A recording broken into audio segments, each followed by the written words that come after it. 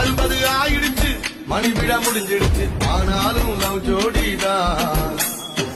20 ஆரம்பிச்சோம் இன்னமும் முடியலையே நம்மோட லவ் ஸ்டோரி தான் இது வேலண்டைன் திருநாள் தான்